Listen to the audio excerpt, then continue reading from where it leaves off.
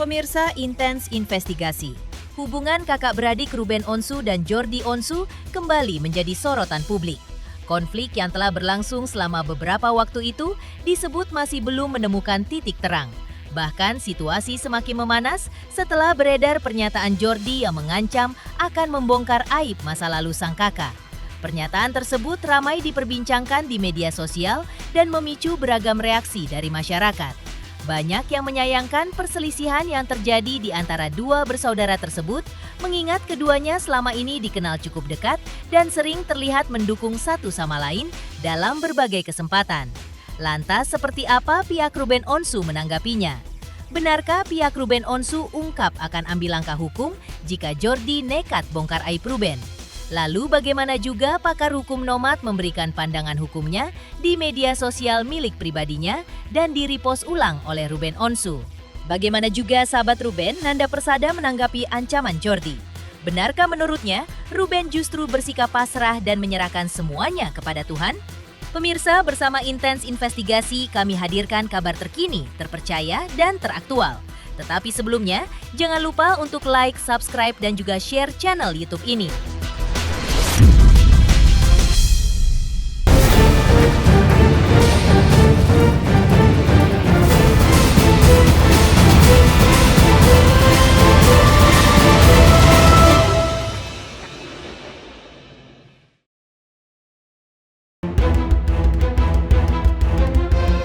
Memanas, hubungan kakak beradik antara Ruben Onsu dan Jordi Onsu setelah beredar pernyataan Jordi yang diduga mengancam akan membongkar aib masa lalu sang kakak. Potongan video berisi pernyataan tersebut ramai beredar di media sosial dan memicu beragam reaksi dari warganet. Ancaman untuk membuka masa lalu sang presenter dinilai semakin memperkeruh hubungan kakak beradik yang selama ini diketahui sudah kurang harmonis.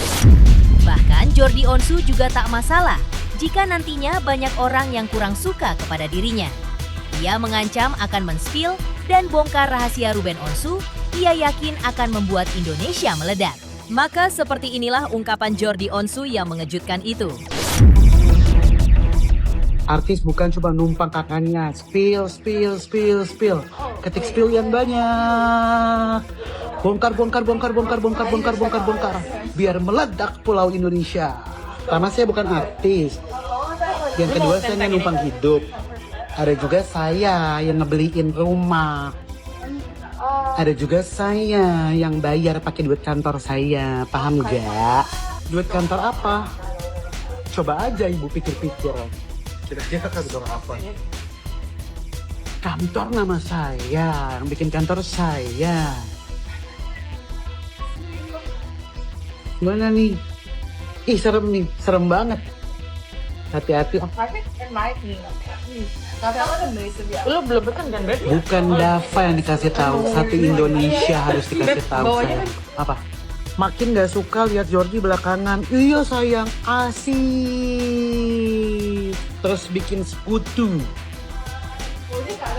Iya nggak? Biar makin gak suka. Adik yang sombong. Iya. Sama adik yang sedang menjaga rahasia besar.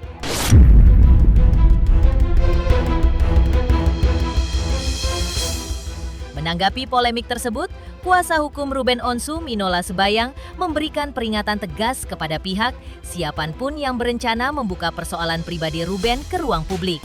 Menurutnya, apabila hal tersebut dilakukan tanpa kaitan dengan proses hukum yang sedang berjalan, tindakan itu dapat dinilai sebagai upaya mempermalukan dan berpotensi mengarah pada dugaan pencemaran nama baik.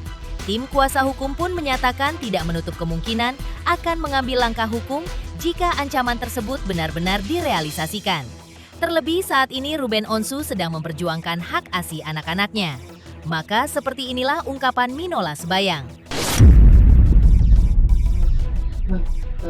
Ini juga ada sempat adiknya Ruben mengatakan ingin membongkar aibnya Ruben.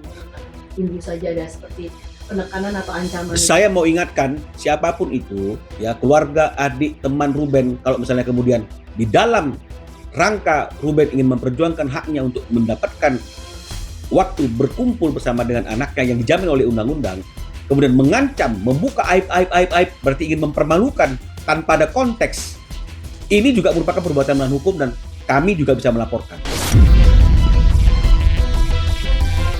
Ini negara hukum, jangan ancam Ruben dengan membuka hal-hal yang tidak seharusnya dibuka karena tidak ada konteksnya. Ya berarti kan ini berdiri sendiri ingin mempermalukan. Niat dan tujuannya sudah ada. Ya, jadi dengan penyampaian itu ada niat dan tujuan. Jadi kalau itu memang dilanjutkan, maka sudah cukup bukti bahwa orang tersebut memang memiliki niat untuk mempermalukan dan mencemarkan nama baik Ruben Onsu, bukan untuk membela kepentingan anak-anak.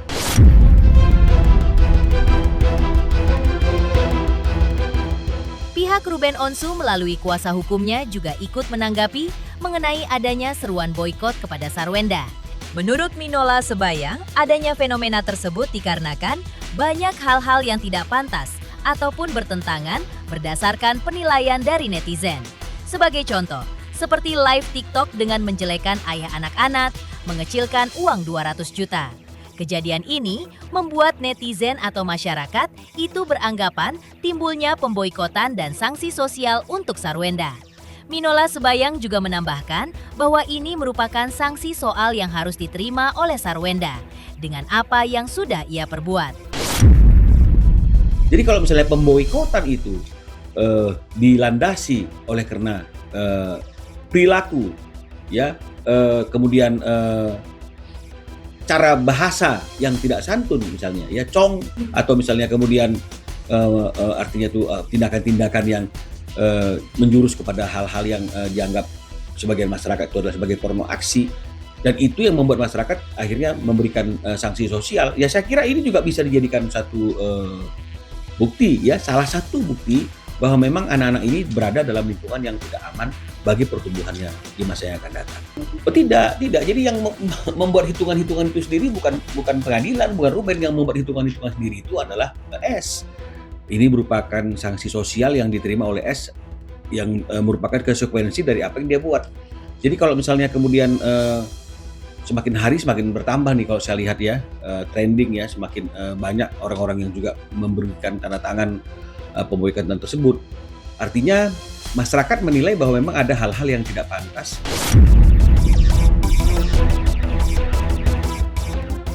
Di sisi lain, Minola Sebayang juga memberikan penjelasan mengenai perjuangan kliennya selama menghadapi proses perpisahannya dengan Sarwenda.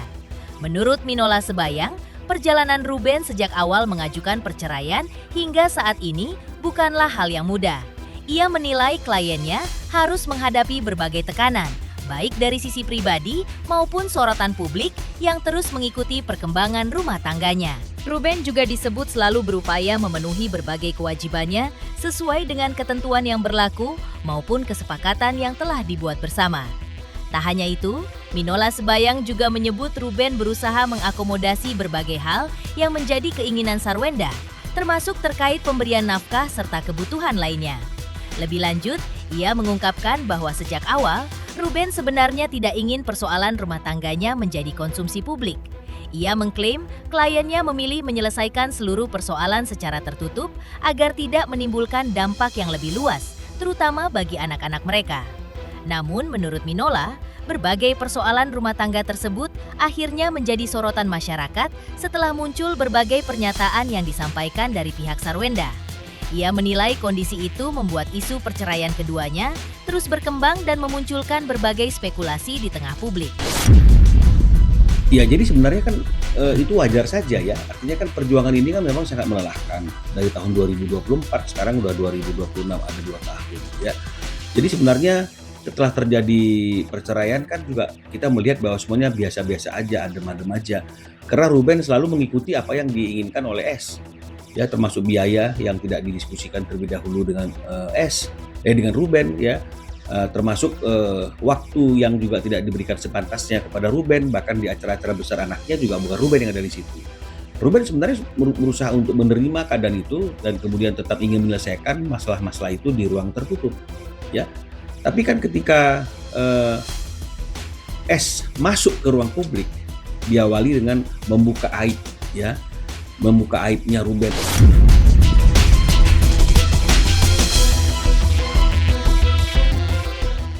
Selanjutnya, Lalu, seperti apa juga pakar hukum Nomad mengomentari soal Jordi Onsu yang diduga mau bongkar aib Ruben Onsu tersebut?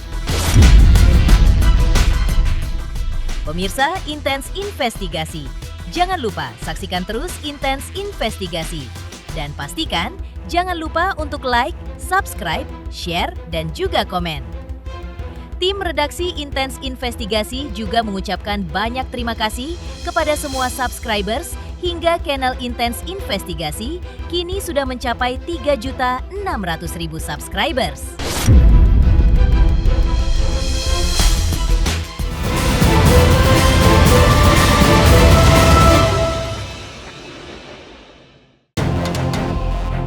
Perseteruan antara Ruben Onsu dan sang adik Jordi Onsu hingga kini masih menjadi perhatian publik. Konflik yang mencuat ke ruang publik tersebut terus memancing beragam komentar dari masyarakat, termasuk dari kalangan praktisi dan pakar hukum yang mencoba melihat persoalan ini dari sisi hukum. Salah satu sosok yang turut memberikan pandangannya adalah pakar hukum Nomad. Melalui akun media sosial pribadinya, Nomad menyampaikan analisis terkait polemik yang sedang berlangsung antara Ruben Onsu dan Jordi Onsu. Meski tidak secara langsung terlibat dalam konflik keluarga tersebut, Nomad mencoba mengulas persoalan berdasarkan aspek hukum yang dinilainya relevan dengan situasi yang tengah berkembang. Ia menedaskan tidak benar membongkar aib seseorang di media sosial. Itu dapat melanggar ketentuan hukum. Apalagi dengan tujuan menghina, menjatuhkan reputasi seseorang, menyerang kehormatan seseorang, menyeperluaskan data pribadi tanpa hak. Itu melanggar Undang-Undang ITE, di mana pelaku bisa dipidana 2 tahun dan denda 400 juta rupiah. Unggahan tersebut kemudian menarik perhatian publik setelah di-repost oleh Ruben Onsu melalui akun media sosial pribadinya. Seperti inilah postingan pakar hukum Nomad tersebut. Ini apalagi ya, berita Jordi Onsu ingin membongkar aib kakaknya sendiri ya. Padahal mereka kan saudara ya, kenapa kok malah saling bongkar aib ya? Banyak orang berpendapat bahwa ini kan fakta, jadi bebas saya unggah ya. Jangan salah, memberitakan informasi yang tidak benar dan membongkar aib seseorang di media sosial itu dapat melanggar ketentuan hukum guys. Apalagi dengan tujuan menghina, menjatuhkan reputasi seseorang ya. Menyerang kehormatan seseorang, menyebarluaskan data pribadi tanpa hak. Itu melanggar Undang-Undang ITE ya, 27A serta Pasal 45 ayat 4 ya. Jadi pelaku bisa dipidana 2 tahun dan denda 400 juta rupiah.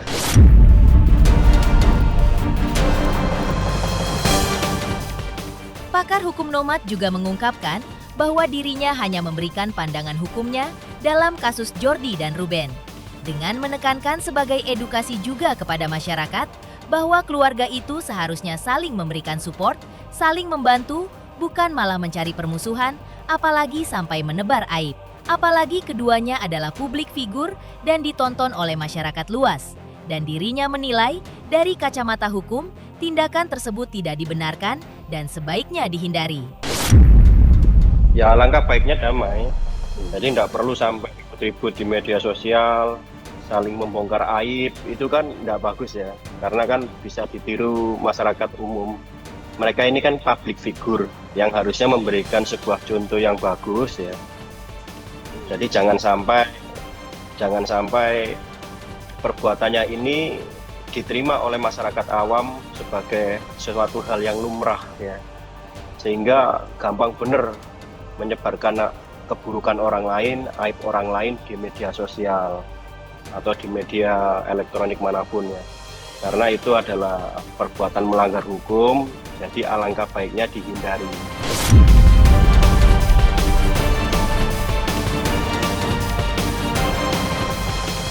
Selanjutnya, sahabat Ruben Onsu, Nanda Persada, juga ungkap hal terkait konflik Ruben dan Jordi Onsu. Lalu seperti apa Nanda Persada melihatnya?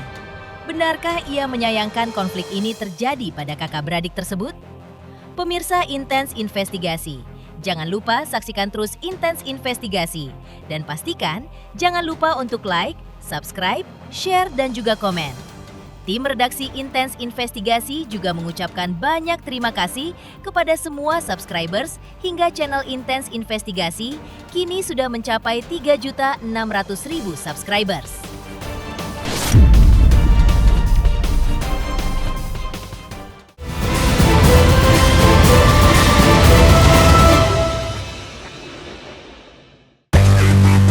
Di tengah berbagai isu yang berkembang terkait konflik Ruben dan Jordi Onsu, mantan manajer Sarwenda Nanda Persada, sekaligus sahabat Ruben, mengungkap cerita yang disampaikan ayah 3 anak itu saat bertemu dengan dirinya. Menurut Nanda Persada, Ruben sempat mencurahkan isi hatinya mengenai kondisi hubungan dengan sang adik yang hingga kini belum juga membaik.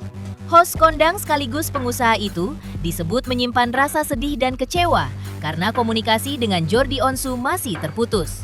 Meski berusaha tetap tegar di hadapan banyak orang, Ruben disebut tidak bisa menyembunyikan kesedihannya saat membahas konflik keluarga yang telah berlangsung cukup lama. Menurut Nanda Persada, selama berbincang, Ruben tidak terlihat memiliki keinginan untuk memperpanjang konflik dengan sang adik. Sebaliknya, ia menangkap adanya harapan dari Ruben agar hubungan keluarga mereka suatu saat bisa kembali membaik dan komunikasi yang sempat terputus dapat terjalin kembali. Meski sang adik belum meminta maaf kepada Ruben. Ya kali ya, seperti ini. Dia juga nggak nyangka dia melebar kemana-mana dan ada hal yang membuat dia sangat kecewa, terutama soal adiknya. Dia cerita, dia sedih ya, adiknya seperti ini dan terlihat tidak ada komunikasi atau permintaan maaf. Adiknya kok? Adiknya Ruben. Apalagi dari segi mental dan fisik dia kayak capek banget gitu Ruben. Dan dia bilang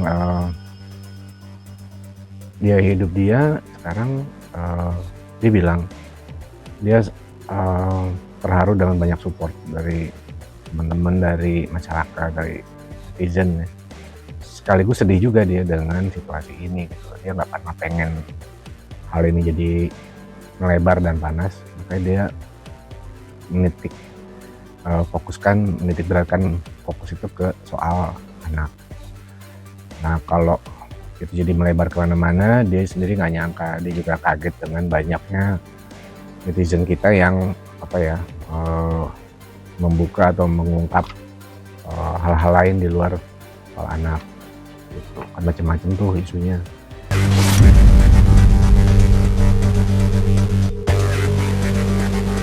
Pemirsa Intens Investigasi, jangan lupa saksikan terus Intens Investigasi dan pastikan jangan lupa untuk like, subscribe, share, dan juga komen. Tim redaksi Intens Investigasi juga mengucapkan banyak terima kasih kepada semua subscribers. Hingga channel Intens Investigasi kini sudah mencapai 3.600.000 subscribers.